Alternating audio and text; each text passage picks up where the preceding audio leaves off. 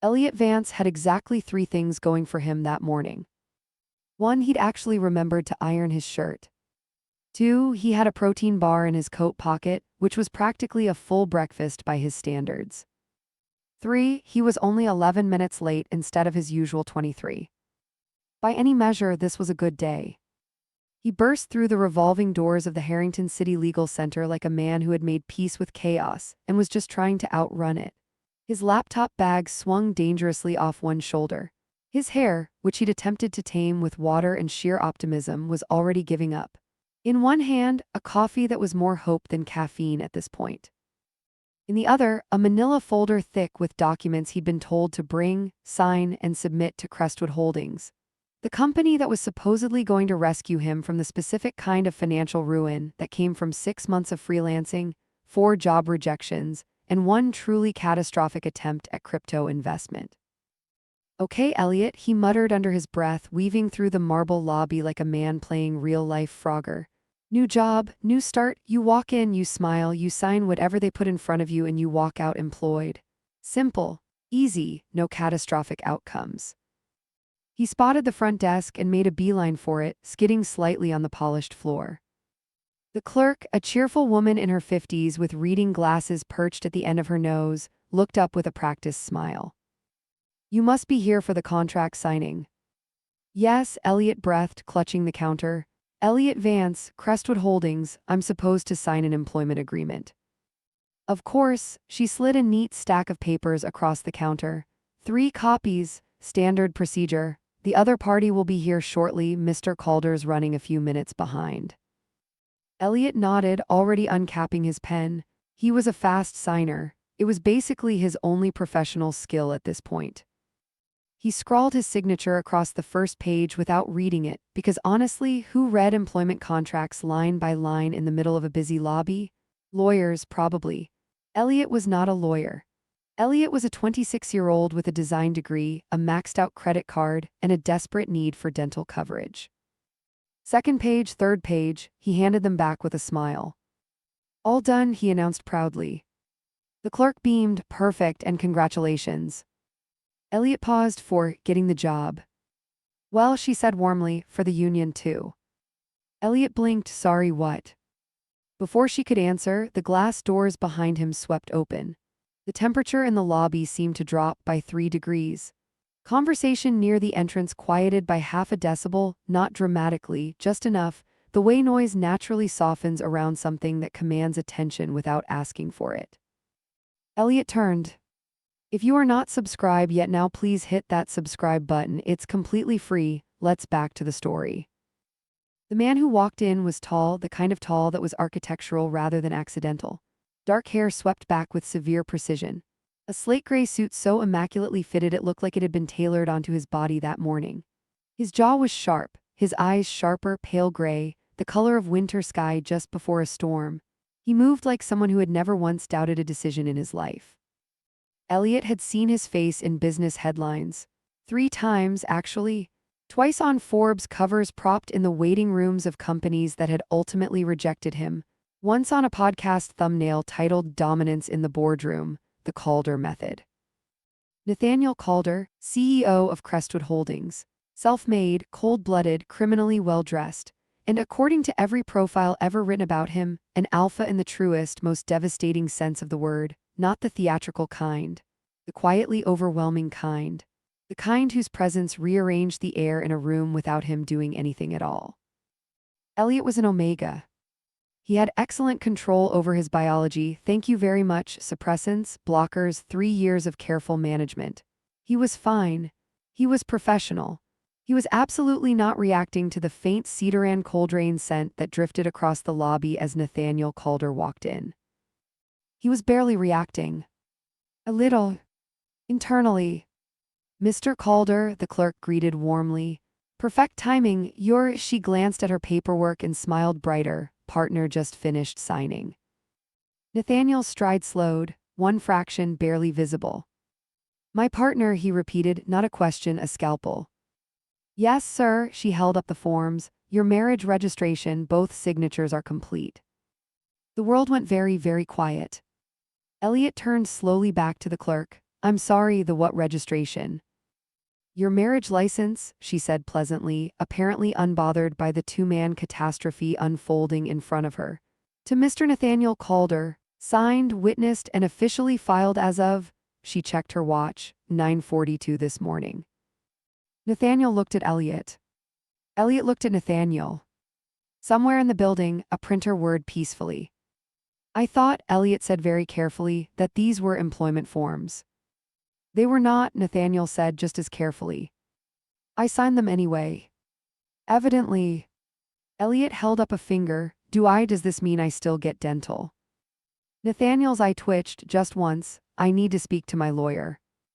I need to sit down, Elliot said, and promptly backed into the courtesy chair behind him. The clerk printed their copy of the certificate with cheerful efficiency and placed it on the counter.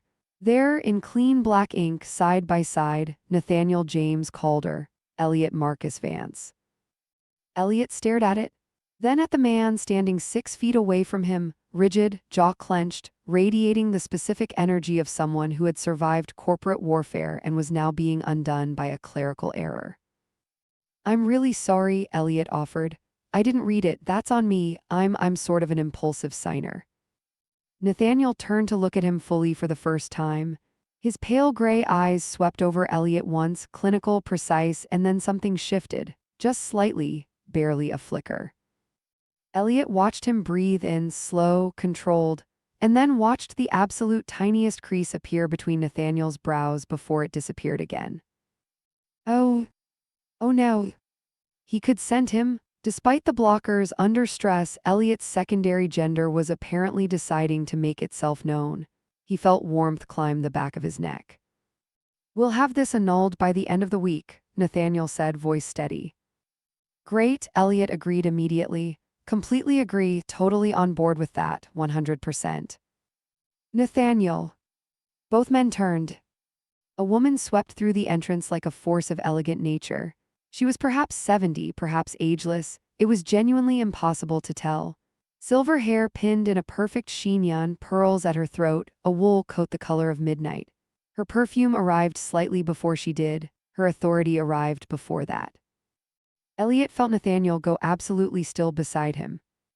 Grandmother, his voice was controlled, almost calm. How did you know I was?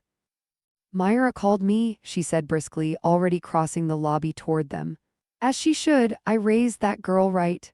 She stopped in front of Elliot and looked at him with the focused attention of someone appraising a rare and unexpected find. And you must be the young man. I must be, Elliot agreed, because he genuinely didn't know what else to say. Dorothea Calder, she offered her hand, her grip was extraordinary. Elliot Vance's accidental husband. Dorothea's face lit up. She turned to Nathaniel with the expression of someone who had won an argument that hadn't started yet. I like him already. Grandmother. Don't, she held up one imperious hand. Don't you dare say annulment in front of me, Nathaniel James, I will hear none of it. We signed the wrong documents, Nathaniel said, flat, reasonable, like a man explaining a fire drill. It's a bureaucratic error. It is fate, Dorothea said with equal finality. And fate doesn't do paperwork incorrectly by accident. She looked between them, the rigid, impeccably composed Alpha and the slightly rumpled Omega who was still holding a coffee cup he'd forgotten to put down.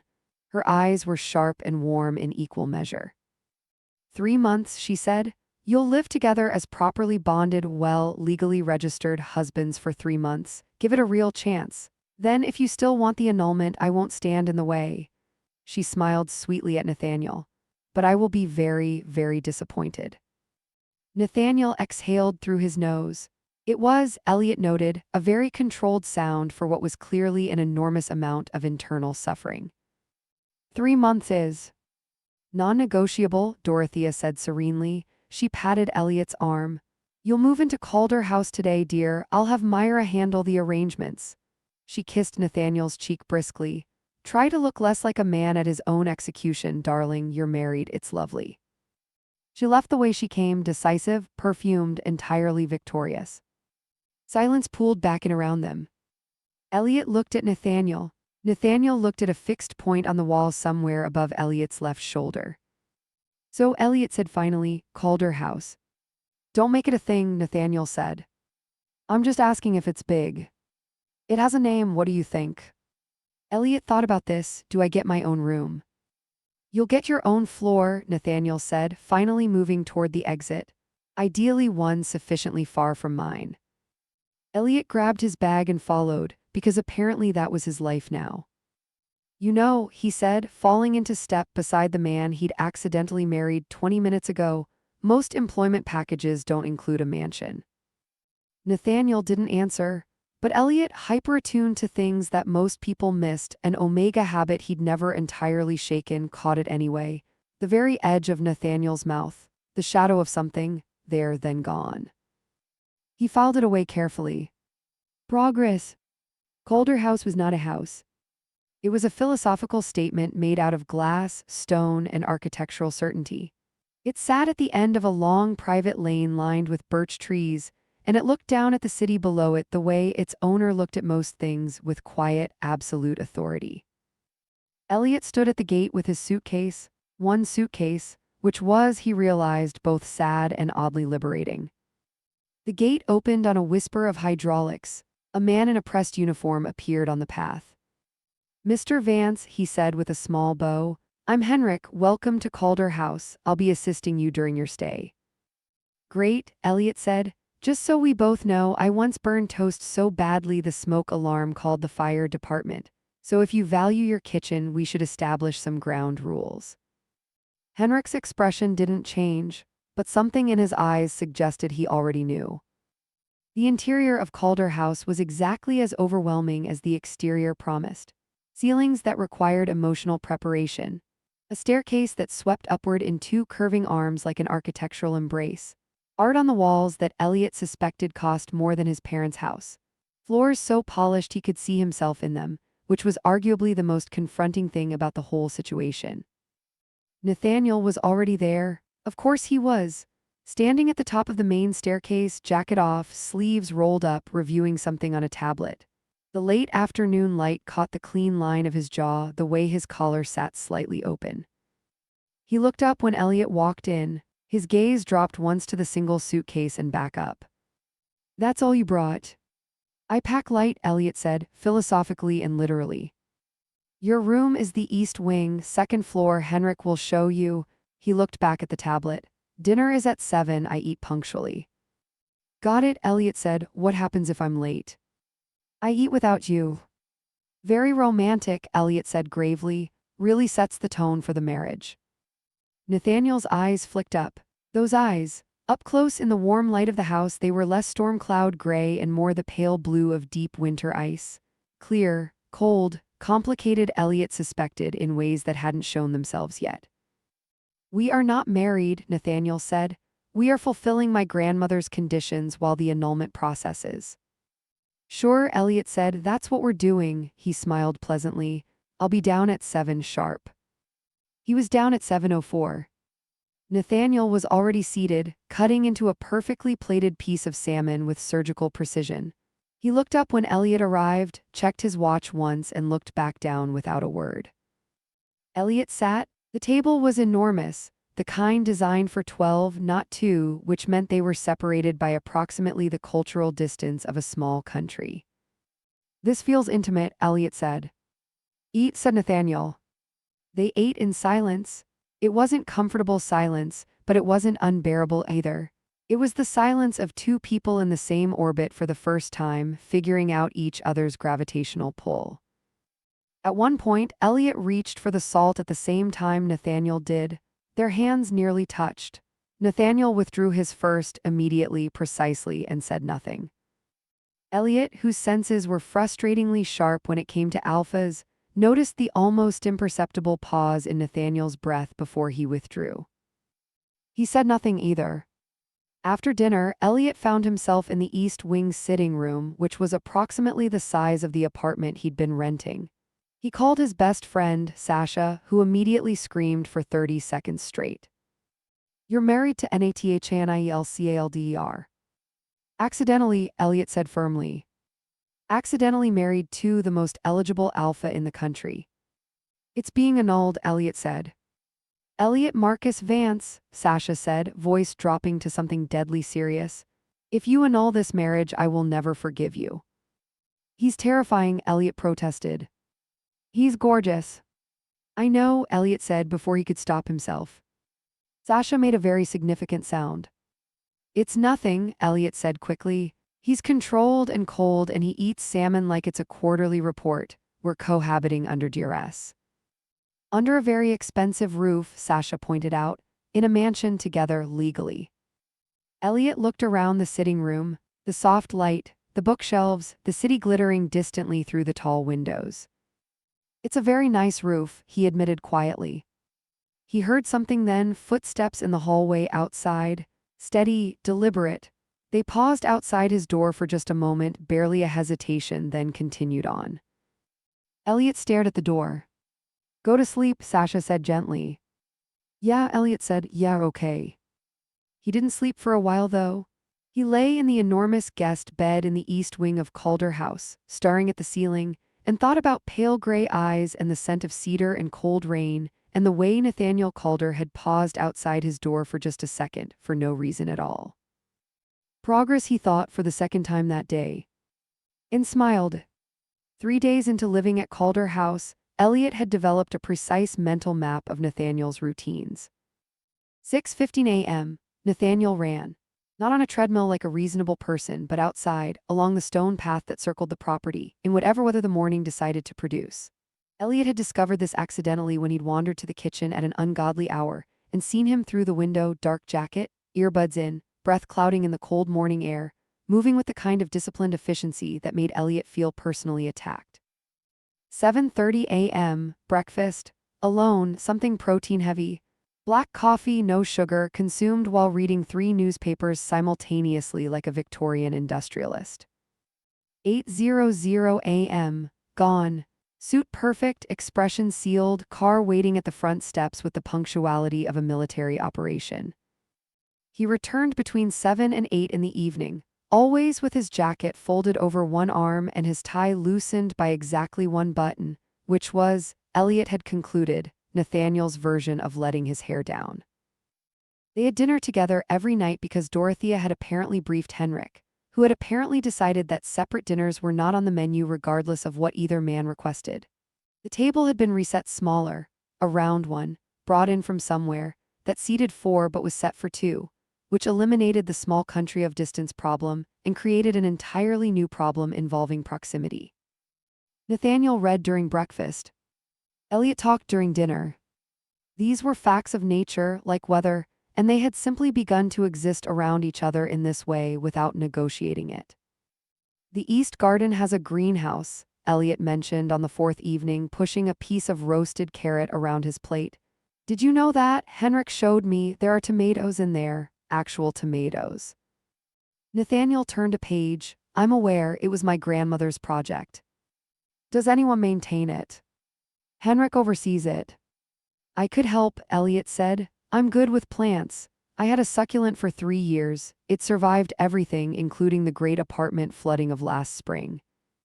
Nathaniel looked up from his reading. A succulent. Don't say it like that. Norman was very dear to me. You named your succulent. I name things I care about. Elliot met his eyes. Is that a problem? Something moved in Nathaniel's expression, brief, unreadable. He looked back down at his paper. The greenhouse is yours to use if you want. Ask Henrik for the key. Elliot blinked. He hadn't expected that. Oh, thanks. Don't flood it, Nathaniel said. Like this video and subscribe to this channel. Let's back to the story. That was one time, Elliot said, and it was the pipes, not me. The edge of Nathaniel's mouth moved. Nearly nothing. Elliot caught it anyway because he was, at this point, cataloging every single microexpression on that controlled, infuriating face like a scientist tracking a rare atmospheric event. Tally 3 almost smiles in 4 days. He was going to need a bigger notebook. The incident with the greenhouse happened on day 6. Elliot had been doing perfectly well, watering, potting, generally enjoying the quiet green warmth of the space, when he'd reached for a shelf that was higher than anticipated, overbalanced on the step stool, and come down in a spectacular avalanche of 1 person, 1 terracotta pot, and approximately 8 pounds of potting soil. He sat on the greenhouse floor surrounded by dirt, blinking at the ceiling. Henrik appeared in the doorway 30 seconds later with the expression of a man who had already mentally filed an incident report. "Mr. Vance." "I'm fine," Elliot said. "The pot is not. Pour one out for the pot." "Shall I?" "Is Mr. Calder home?" Henrik hesitated. "He arrived 20 minutes ago." Elliot looked down at himself, soil in his hair, a long smear of it across his cheek. His shirt, which had been a decent green linen situation before today, was effectively done. "He cannot know about this," Elliot said. "Of course," said Henrik, with the diplomatic professionalism of a man who absolutely would not be keeping this secret. He was right not to, because Elliot, carrying the broken pot pieces through the side entrance to find a bin, walked directly into Nathaniel coming the other way. They stopped 2 feet apart. Nathaniel looked at him, at the soil, at the pot fragments, at the substantial amount of greenhouse debris in his hair. "The greenhouse," he said. "Is fine," Elliot said. "And you?" "Also fine, completely. This is actually a look I've been going for." Nathaniel stepped forward. Elliot went very still, because Nathaniel reached out, unhurried and deliberate, and brushed a clump of soil from Elliot's hair. His fingers were careful. His expression was completely neutral. But he didn't step back immediately after, and the space between them was suddenly not quite as much space as it had been. Elliot was aware, with the specific hyper-awareness of an omega in close proximity to a very controlled alpha, of everything. The warmth off Nathaniel's skin, the faint cedar and cold rain scent, the fact that Nathaniel's eyes at this distance had small flecks of something lighter in the gray. "You should clean up before dinner," Nathaniel said, quiet, even. "Right," Elliot said. His voice came out slightly softer than intended. "Yeah." Nathaniel's hand dropped. He stepped back. The distance returned normal and proper. 7 o'clock, he said, and walked past. Elliot stood in the hallway holding pot fragments and trying to remember how breathing worked. Tally 1 unnecessary hair touch. He was going to need a much bigger notebook. The morning the matching items arrived was a Tuesday. Elliot came downstairs to find 2 identical navy wool scarves laid neatly on the hallway console, one on each side, with a small card in Dorothea's handwriting, "For the cold mornings. Matching is bonding. Love, D." He picked his up, wrapped it around his neck, appeared in the kitchen doorway where Nathaniel was standing with his coffee. Nathaniel looked at the scarf, then at the identical one still on the console behind Elliot, which he clearly hadn't yet seen. "Your grandmother sent scarves," Elliot said. Nathaniel walked past him to the console, looked at his, a muscle moved in his jaw. "She has an agenda," Nathaniel said. "She has excellent taste," Elliot said. "They're cashmere." He tugged the end of his scarf pointedly. "I'm keeping mine." Nathaniel picked up his own and stood there for a moment, a very powerful man holding a very soft scarf and clearly doing complex internal calculations. Then he folded it over his arm and took it upstairs without another word. At 7:45, when his car came, Elliot watched from the window. Nathaniel was wearing the scarf. Elliot put his fist in his mouth to contain the noise he almost made. The first real conversation, the kind that didn't involve logistics or mild catastrophe, happened on day 9 during a power outage. A storm had rolled in from the east around 10 in the evening, the dramatic kind with proper thunder and lightning that turned the sky purple. The power cut out mid-storm, grid issue, Henrik reported apologetically, and Calder House shifted suddenly into a different version of itself. Quieter, softer. All the electronic certainty gone, replaced by candlelight and rain against glass. Elliot had been reading in the main sitting room when it happened. He'd found candles, lit several, and was considering going to bed when Nathaniel appeared in the doorway. Still in his work shirt, sleeves rolled. A glass of whiskey in hand that he clearly hadn't been planning to share. He looked at the candles, then at Elliot, then at the rain hammering the windows. Then he crossed the room and sat in the chair across from the sofa. Neither of them said anything for a minute. "You're not afraid of storms," Nathaniel said finally, not quite a question. "I grew up in a coastal town," Elliot said. "We had weather-like opinions, loud, frequent, and not particularly concerned with your schedule." He watched the lightning flash silver across the hills below. I don't experience fear of weather, Nathaniel said. You experience fear of other things though, Elliot said, too easily, the way he sometimes said things before his filter caught up. Nathaniel looked at him. That's a presumptuous thing to say to someone you've known 9 days. Sorry, Elliot said and meant it. A pause, then Nathaniel said without apparent inflection, disorder. Elliot looked at him. What? You asked what I was afraid of, disorder. He turned his glass slightly. Things that can't be controlled or anticipated, variables that don't resolve. Elliot absorbed this. He thought about the way Nathaniel organized his desk, his schedule, his expression, the way his whole life seemed structured around the elimination of surprise. That must be exhausting, Elliot said, not unkindly. Nathaniel's eyes came to his. It's efficient. Efficiency isn't the same as being okay, Elliot said. Another silence, the candle between them flickered in a draft. You're very direct, Nathaniel said. Omega thing, Elliot said. We read rooms, it's basically involuntary. Something shifted in Nathaniel's posture, almost imperceptible. The way alphas sometimes reacted when secondary gender was acknowledged plainly between them. Not discomfort, exactly. Something more like recalibration. Your presentation is very controlled, Nathaniel said carefully. Suppressants, Elliot said, 3 years they work well. Most of the time, Nathaniel said, quiet as the thunder outside. Elliot felt warmth move up the back of his neck. Because yes, there had been moments under stress in close proximity when the suppressants had been less than perfect, when he'd been less than invisible. Most of the time, he agreed. The acknowledgement sat between them, neither pursued nor dismissed, just present like the storm.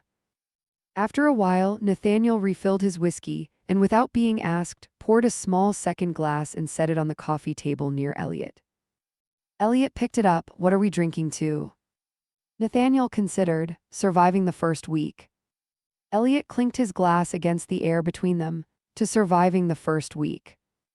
They sat in the candlelight while the storm raged outside, talking slowly at first, then more easily about the kinds of things that only surface in the dark. Nathaniel's relentless drive, built from a childhood of expectation and a father who measured love and achievement. Elliot's chaotic creativity, built from a smaller, warmer house where nothing was certain but everything was felt. They were, Elliot thought, 2 completely different equations that somehow kept landing on the same answer. He didn't say that out loud, he wasn't entirely sure why. It was Sasha who said it first, 3 days later, during a video call that Elliot had made the mistake of taking in the main sitting room. You're glowing, Sasha said, eyes narrowed suspiciously through the screen. I'm sitting near a window, Elliot said. Elliot, you're glowing. It's good lighting. You're falling for him, Sasha said flat, certain, the way Sasha said all true things. We've been in the same house for 12 days, Elliot said. And he's cold and controlled and you lit up like a Christmas tree when you heard his car in the drive just now, Sasha said. I saw your face change, I have eyes. Elliot opened his mouth, closed it. From the hallway came the familiar sound, the front door, the soft fall of footsteps, the almost inaudible release of breath that Nathaniel made when he arrived home, the sound of a man letting go of the day's structure by one careful degree. Elliot's heart did something complicated. I hate you, he told Sasha. You love me, Sasha said serenely. And you're falling for your accidental husband. These are both true, she pointed at the screen. Don't fight it, Eli, just be careful with yourself, okay? Elliot looked at the doorway for a moment after he ended the call. Careful, right? He was an Omega who'd spent 3 years being careful. Careful with his biology, careful with his heart, careful with the specific kind of hope that came from wanting someone steady when your whole life felt like weather. He was being careful. He was being incredibly careful. He was also possibly in some degree of trouble. The morning he found Nathaniel in the greenhouse changed things. He'd gone early before breakfast because the tomato plants needed tying. He pushed open the glass door and stopped. Nathaniel was there, in a gray t-shirt, the first time Elliot had ever seen him in anything less than business formal, crouched beside the raised beds, examining something with focused attention. His hands were in the soil. His hair was slightly disordered from the morning run. He looked without the armor of the suit like a different version of himself, younger somehow, less sealed. He looked up when Elliot entered. "Your grandmother's records," he said, holding up a small notebook, old, cloth-covered, filled with careful handwriting. "She logged everything. Every plant, every yield, every adjustment. I'd forgotten she kept these." Elliot came closer and crouched beside him. Their shoulders were nearly touching. He looked at the notebook, the neat columns, the small sketches, the occasional marginal note that said things like "Nathaniel helped with the staking today," finally, with a small, smiley face. "She really loves you," Elliot said softly. Nathaniel was quiet for a moment. "She's the only person who ever," he stopped, reset. "She believes in sentiment," he said instead. "And you don't?" Elliot asked. Nathaniel turned the page. "I believe in things I can measure." Elliot looked at the side of his face, the clean jaw, the slight furrow between his brows as he read his grandmother's handwriting, the careful way his thumb traced the edge of the page. "Some things aren't measurable," Elliot said, "doesn't make them less real." Nathaniel didn't answer, but he didn't move away either, despite the fact that their shoulders were definitely touching now and neither of them had acknowledged it. They stayed like that for a while, in the warm green quiet of the greenhouse, reading Dorothea's records together. It was, Elliot thought, the most intimate thing that had happened since he'd arrived. More than candlelight and whiskey, more than a hand brushing soil from his hair, just this, two people in a small warm space close enough to feel each other's warmth, choosing not to move. When Nathaniel finally stood, he looked down at Elliot with an expression that had too many layers for Elliot to parse quickly. "Breakfast," he said. "In a minute," Elliot said. Nathaniel nodded, turned to go, then stopped. "You can borrow the notebook," he said, "if you want to keep her records going." Elliot stared at him. "It seems," Nathaniel added, tone carefully neutral, "like something you'd be good at." And then he left, footsteps quiet on the greenhouse stone. Elliot held the notebook and felt something crack open very gently in the center of his chest. That evening, something happened that Elliot hadn't prepared for. He'd been in the kitchen, Henrik had been called away, and Elliot had recklessly decided this was an opportunity, attempting to make soup. He had a recipe, he had ingredients, he had a moderate level of confidence and a complete absence of relevant experience. The soup was, after 20 minutes, a philosophical question more than a food product. He was stirring it with increasing desperation when he heard Nathaniel come in behind him. He braced. "That," Nathaniel said, "smells like a mistake." "It's rustic," Elliot said defensively. "It's gray." "That's just the lighting." "It's gray, Elliot." The sound of his name in that voice, flat, faintly exasperated, but without its usual full armor, went through him in a way he wasn't ready for. Nathaniel crossed the kitchen, set his jacket over a chair, rolled both sleeves to the elbow, and came to stand beside him at the stove. "Move," he said. "You cook," Elliot said. "I'm capable of basic functions," Nathaniel said, taking the spoon with the energy of a man conducting a rescue operation. Elliot watched him, the way he worked, efficient, precise, but not without some underlying familiarity with the space.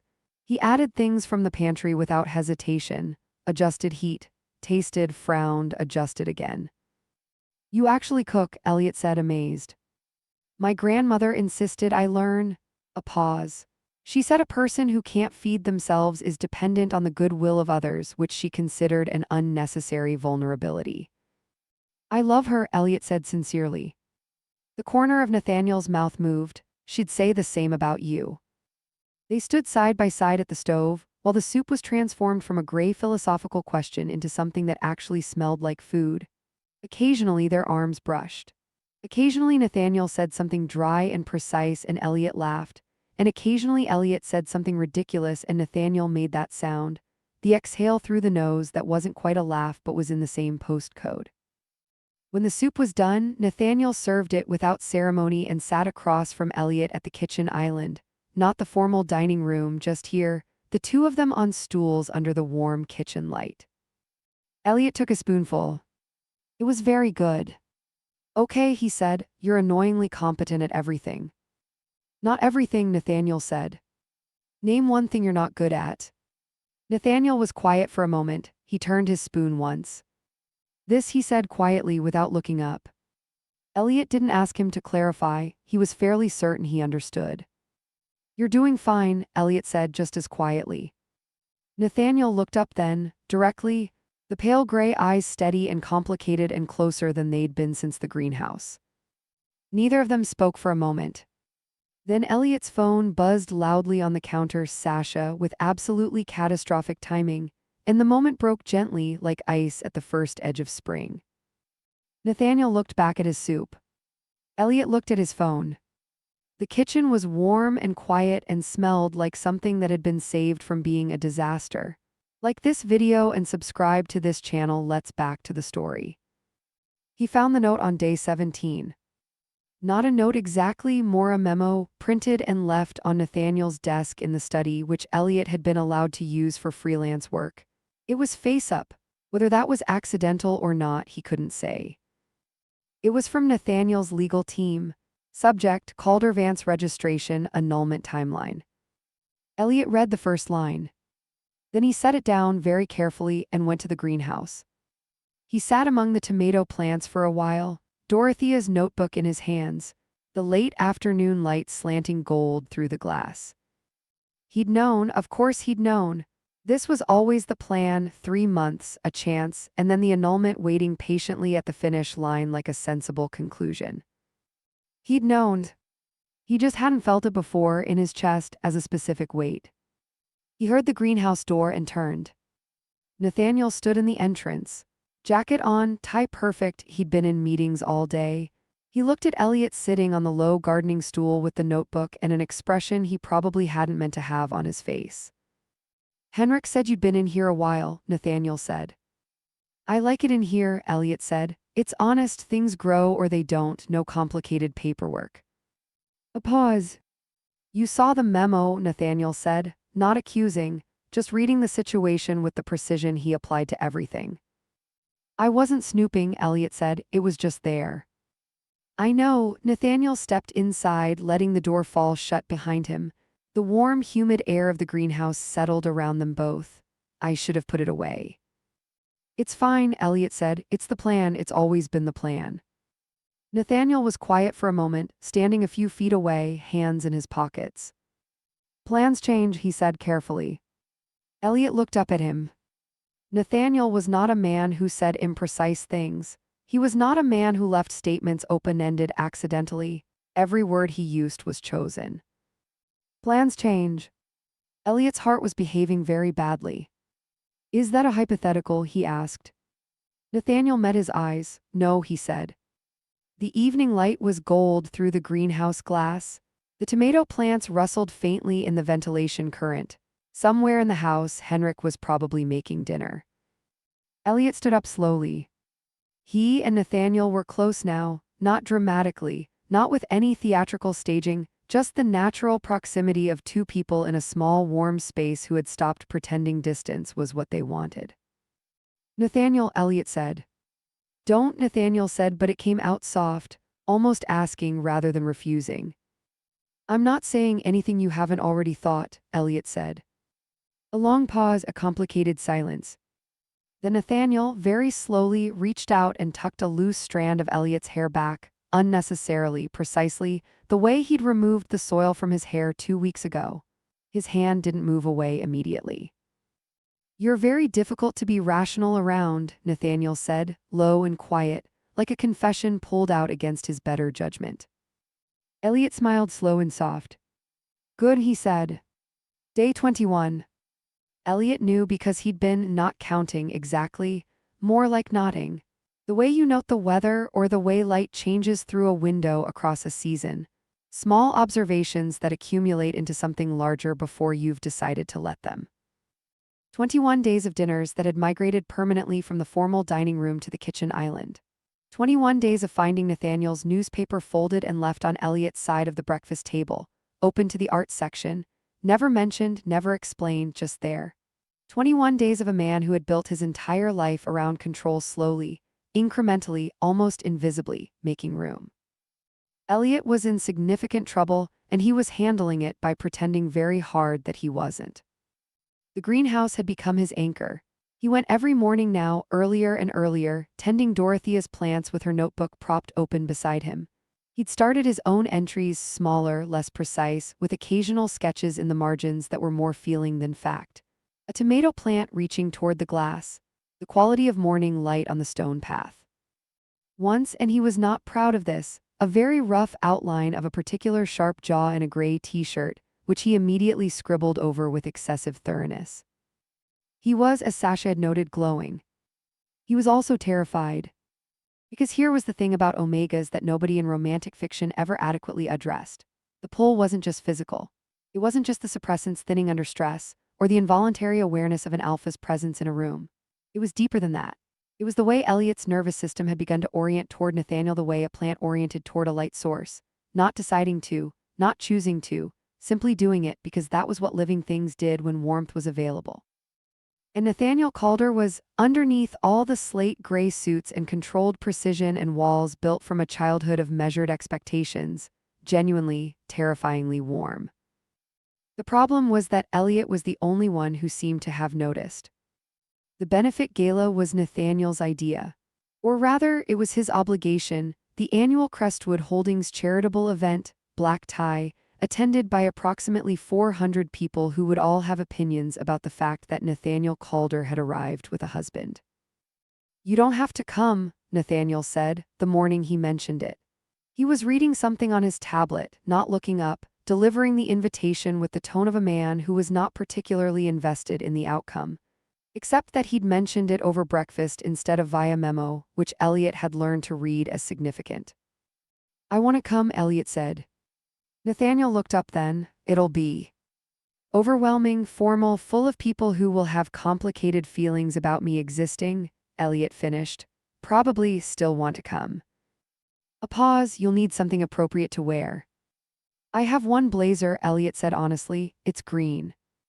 Something moved in Nathaniel's expression that was nearly fond. "Henrik will arrange something." Henrik arranged several things. A charcoal suit that fit Elliot with the unsettling precision of something made for him specifically. He chose not to ask questions about how that was possible. A white shirt with a collar that sat just right. And laid on top of the suit bag with a note that said simply N, a silk tie in deep forest green. Elliot held it for a long moment. Then he put it on. The gala was held in the Harrington Grand's main ballroom, high ceilings, crystal, 400 people doing the elegant social performance of people who had always been certain of their place in rooms like this. Elliot was not certain of his place in rooms like this. He was certain of approximately one thing, which was that Nathaniel appeared at the bottom of the hotel steps in a black suit that ought to have been illegal, looked at Elliot coming down from the car, and went briefly and entirely still. It was 3 seconds, maybe 4. Then his expression returned to neutral. He straightened his cuffs and said, "You're on time." "Barely," Elliot said. "You look." Nathaniel stopped, restarted. "The tie works." "I wonder where it came from," Elliot said. Nathaniel turned toward the entrance without answering, but Elliot caught the very slight elevation of color at the back of his neck just above his collar and filed it under evidence. Inside was exactly as overwhelming as anticipated. The noise, the light, the specific social frequency of 400 alphas and betas in formal wear. Elliot's senses, always sharper than he'd have preferred, prickled at the edges. Nathaniel noticed. He noticed things quietly, without drawing attention to the noticing, and without making a production of it. He shifted his angle slightly, positioning himself at Elliot's left between him and the densest part of the crowd. Subtle, deliberate, the instinctive spatial arrangement of an alpha managing his omega's comfort without making it a conversation. Elliot's chest did something complicated. "You don't have to," he started. "It's fine," Nathaniel said quietly, leaving no room for argument. They moved through the room together. People approached Nathaniel with the frequency of a public figure, business contacts, board members, journalists with event passes and agenda smiles. Nathaniel handled each with efficient composure, introducing Elliot without ceremony but also without hesitation. "Elliot, my husband, not my current legal situation, not the person temporarily occupying my east wing. My husband." Elliot kept his face calm and his breathing even. He was doing spectacularly badly on the inside. Midway through the evening, a woman in a silver gown detached herself from a group and approached Nathaniel with the confidence of someone who had done so before.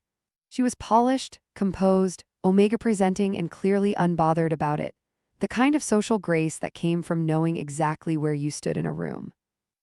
"Nathaniel," she said warmly.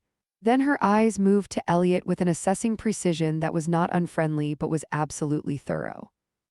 "Vivienne," Nathaniel said. "Elliot, this is Vivienne Ashford. She's on the foundation board."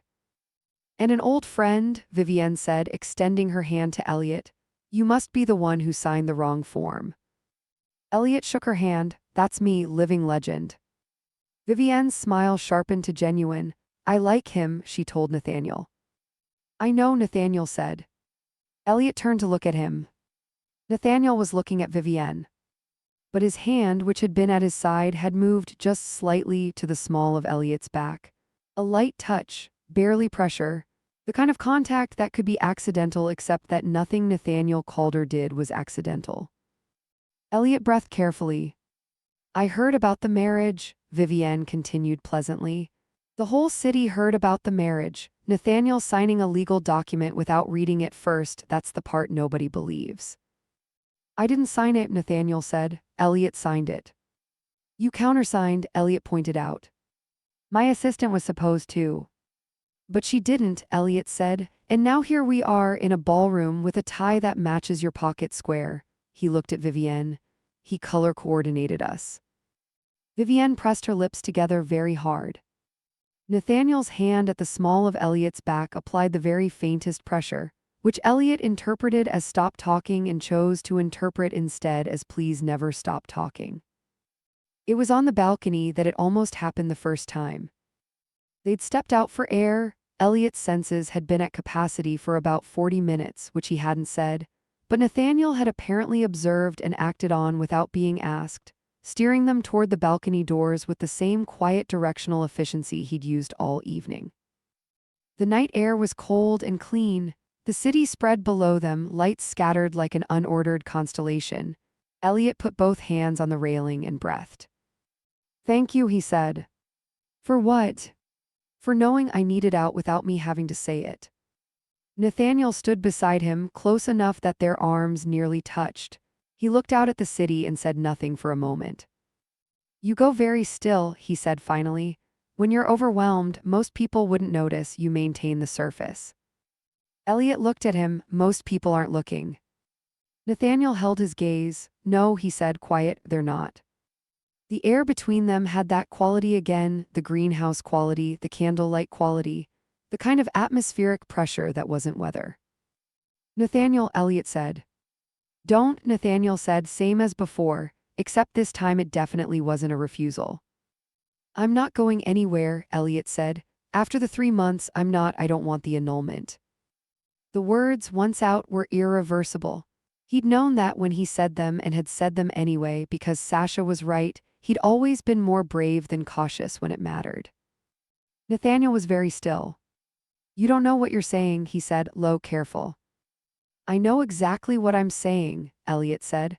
"I'm an Omega who's been doing everything by himself for 3 years because being careful felt safer than being wrong. And I'm standing here telling you I don't want to be careful about this." A long pause, the city hummed below them. "This is," Nathaniel stopped. "Terrifying," Elliot offered. "Yes," Nathaniel said, plainly, without armor, the most unguarded syllable Elliot had heard from him in 3 weeks. "Me too," Elliot said. Nathaniel turned to look at him fully. That direct, pale gray gaze that Elliot had learned could mean 20 different things, and was currently meaning something he wasn't sure how to word yet. He lifted his hand and touched Elliot's jaw, carefully, like something he'd been considering for a long time. "This isn't what I planned," Nathaniel said. "Plans change," Elliot said softly, giving the words back. Something in Nathaniel's expression broke open, not dramatically, not with any performance, just a quiet fracture in the composed surface that had been there since the first day in the lobby. His thumb traced Elliot's jaw. His eyes dropped once, briefly, to Elliot's mouth. Then his phone went off in his breast pocket. They both breathed. Nathaniel's hand dropped. He checked the phone, foundation board, unavoidable. He looked at Elliot with an expression that was almost rueful, which on his face was a seismic event. "We should go back in," he said. "Yeah," Elliot said. Neither of them moved for another 3 seconds. Then they went back in. Day 28. Elliot woke at 2 a.m. with a knowledge he hadn't had when he'd gone to sleep.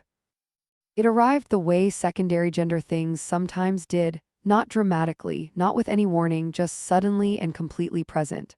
A warmth at the base of his spine. A heaviness that had nothing to do with sleep.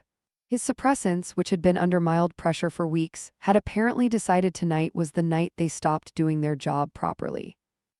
He lay very still in the dark of the East Wing bedroom.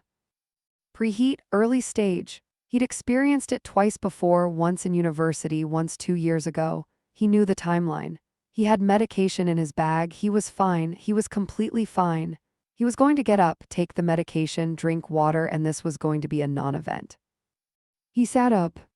The door knocked once soft. Elliot went completely still.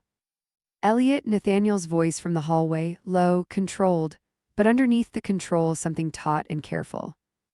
He could scent it through the door, of course he could. And Alpha's senses in the presence of an Omega entering preheat were not subtle instruments. "I'm fine," Elliot said. His voice came out steady, mostly. A pause. "I know," Nathaniel said. I wanted to make sure you knew I was aware, in case you needed anything."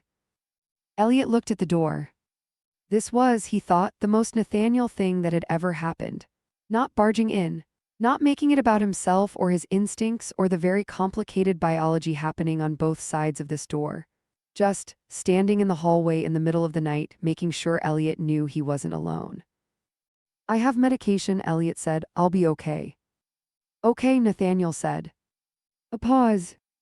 "I'm going to sit outside the door," Nathaniel said. "For a while, I'll be there if you need anything." Elliot closed his eyes. "Nathaniel," he said. "You don't have to say anything," Nathaniel said. "I'll be here." Elliot took his medication, drank the water from the bedside table, lay back down in the dark and listened to the faint sounds from the hallway, nothing dramatic, just the knowledge of a presence on the other side of the door. Steady, unhurried, there. He fell asleep without quite deciding to. When he woke in the morning properly, the preheat had settled to manageable. He opened his door. The hallway was empty. But there was a glass of water and 2 pieces of toast on a small tray outside his door, still faintly warm. And beneath the tray, a note in Nathaniel's handwriting, concise as everything he wrote. "Eat before anything else, N." Elliot sat down on the floor of the hallway in his pajamas, holding the note, and felt something bloom very quietly in his chest. He found Nathaniel in the study at 9, behind his desk, working with the focus of a man performing extreme professionalism. He looked up when Elliot appeared in the doorway. He looked, Elliot thought, like someone who had not slept a great deal. "Thank you," Elliot said, "for last night, for all of it." Nathaniel nodded once. "Are you?" "I'm fine," Elliot said, "really." A pause that held approximately 11 different things. "This is getting complicated," Nathaniel said finally. He wasn't looking at the desk anymore. He was looking at Elliot. "It was always going to get complicated," Elliot said. "From the second you walked into that lobby, I think." Nathaniel was quiet. Then, I haven't done this, whatever this is. I've managed everything else, every company, every board, every situation. I don't know how to manage this." "You don't manage it," Elliot said. He came into the room, stopped at the edge of the desk. "You just do it, badly sometimes, and then you figure it out." Nathaniel looked at him across the desk, the controlled, constructed distance of mahogany between them.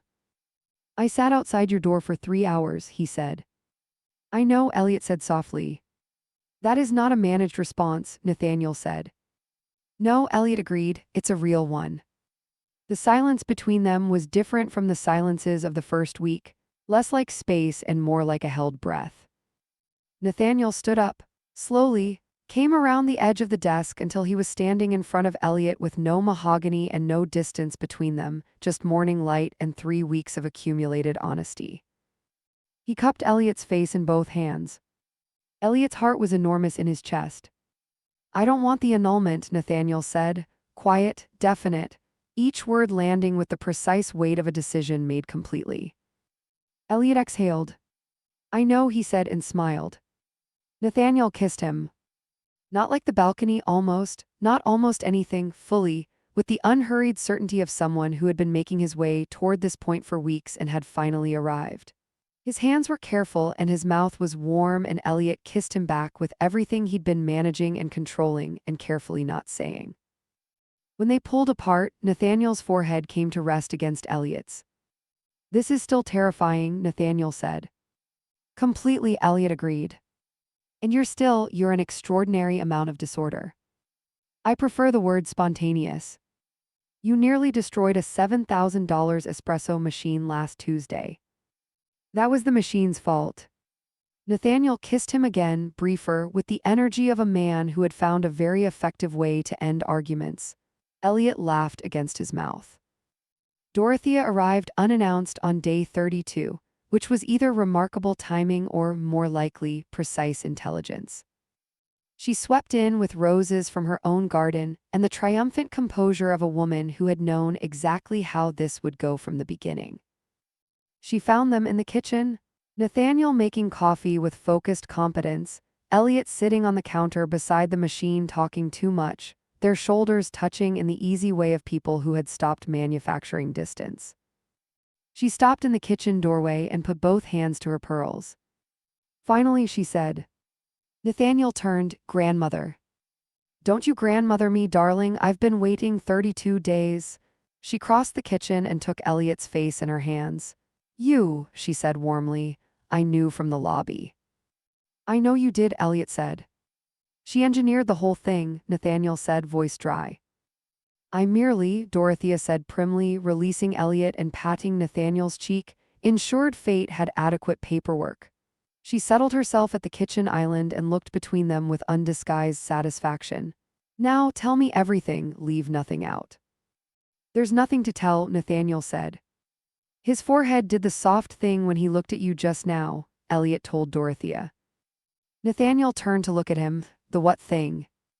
"The soft thing," Elliot said pleasantly. "Where your forehead goes smooth instead of doing he demonstrated briefly the slight furrow Nathaniel carried at his brow. "You do it when you're not annoyed, or when you've made a decision you're comfortable with." Nathaniel stared at him. "You've been cataloging my expressions." "Extensively," Elliot confirmed. Dorothea made a sound of pure delight. "This," she told her grandson, gesturing at Elliot, "is what joy looks like in a house. You're welcome." Nathaniel looked at Elliot for a moment, the full, direct gray gaze that Elliot now knew had about 47 different meanings. This one he'd learned was fond, profoundly, reluctantly, completely fond. "He broke the espresso machine," Nathaniel told his grandmother. "I absolutely. The greenhouse twice. Once was the shelf, once was." He named his succulent Norman. "Norman was a good plant." Dorothea laughed, the full, uncontrolled kind. Nathaniel watched her laugh, and something on his face went very quiet and very warm in the way that things went when he stopped managing how he felt. Elliot watched him watching his grandmother. This, Elliot thought, right here. The conversation happened on day 39, which was not significant except that it was a Tuesday, and Tuesdays had become, without anyone declaring it, their day. No gala events, no early calls, no scheduled obligations. Just the house and the greenhouse and the kitchen and the particular quality of a Tuesday morning that had nowhere to be. They were in the garden, the actual garden, outside, not the greenhouse, in the late afternoon. Elliot was reading on the stone bench. Nathaniel had come out with his own book and sat beside him with the quiet confidence of someone who no longer needed to invent a reason to be nearby. "I want to tell you something," Nathaniel said. "Like this video and subscribe this Chanel. Let's back to the story." Elliot looked up. Nathaniel was looking at the garden, the birch trees at the far end, silver white against the gray sky. His hands rested on his closed book. "When you walked into that lobby," he said, "I knew immediately what you were. Omega, controlled but not quite enough under the circumstances." He paused. "I also noticed before any of it, before the clerk said anything, you were talking to yourself." "I do that," Elliot said. "You said new job, new start, no panic attacks, you got this." Nathaniel turned to look at him. I heard that, in a lobby full of people, and I thought a pause, measured and honest, I thought that was the most human thing I'd heard anyone say in years.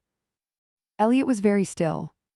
I'd spent so long, Nathaniel continued, in rooms where no one admitted to anything being difficult, where composure was the currency and anything underneath it was a liability. He looked at Elliot directly.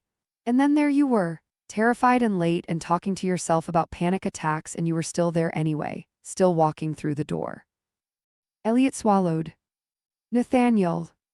I don't regret it, Nathaniel said. Any of it, not the forms, not my grandmother's 3 months, not any of the I don't regret it. Elliot looked at him for a long moment. Then he leaned over carefully and rested his head on Nathaniel's shoulder.